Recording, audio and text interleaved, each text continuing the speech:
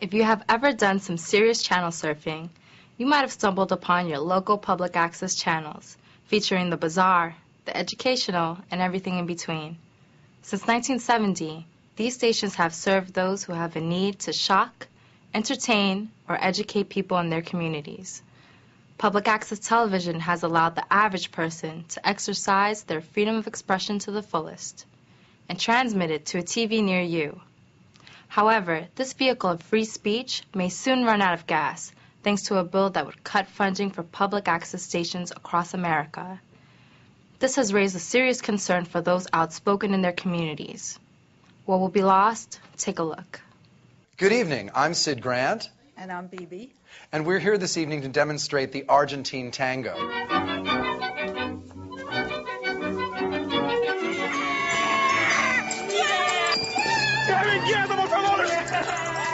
With a nip and a tuck and a nip and a tuck and a nip and a... Okay, it's on, guys. It's on. Juvenile justice works. Not all public access television is about wacky comedy and offbeat characters.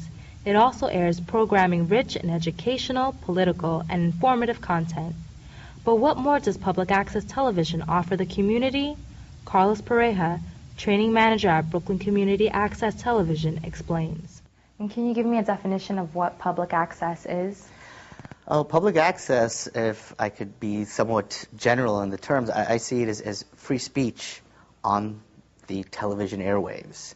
I mean, I see it as a way for regular people to participate in discussion, talking on the most powerful communication system that we have currently, which is television.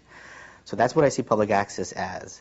I see it as a way of community people participating in creating television and through disseminating their ideas via the local channels. So I see it very much as something that's embodied in our Constitution, in our Bill of Rights, that the people do have a space where they can communicate with other people, with people in their community, or even people beyond their community.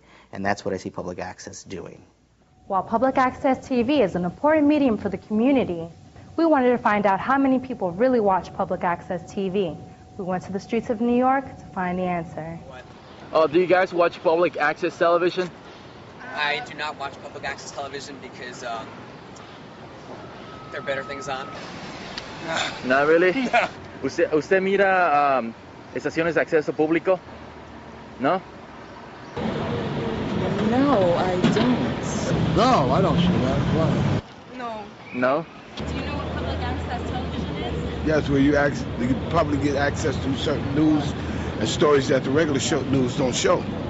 Do you know what public access television is? What's that? Public access television. Public access television? Yeah, I know Eminem. Eminem? Yeah. The guy, the singer? But if you guys have watched, you think public access television is important to the community?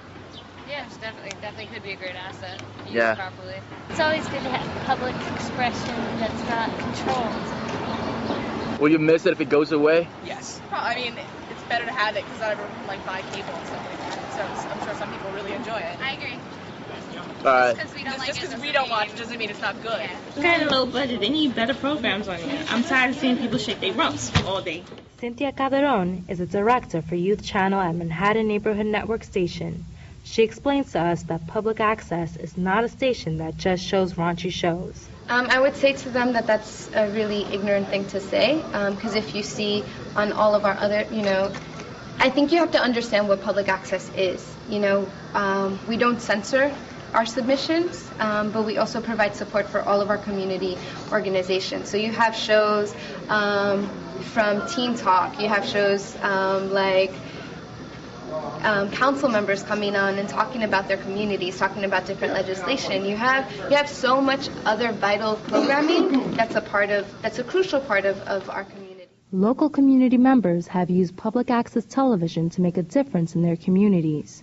We spoke to Iris Clear Butrich, contributing producer for MNN, known for her trademark hats.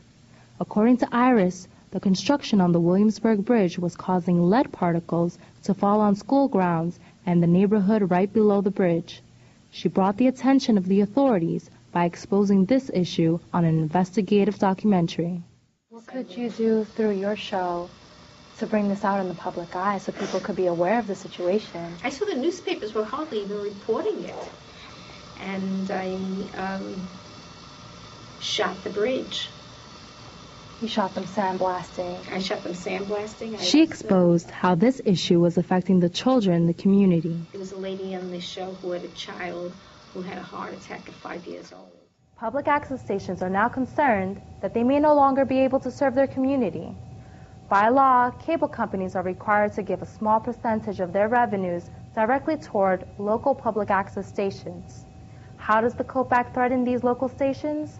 This COPE bill, what they're trying to do is they're trying to nationalize this franchise or create statewide franchises. We here in Brooklyn have a local franchise that we have gone into arbitration, into these discussions to decide what are our needs here in Brooklyn. So this sense of one size fits all cookie cutter scheme of a franchise is not going to fulfill the needs that we have, the particular needs that we have here in Brooklyn. Okay.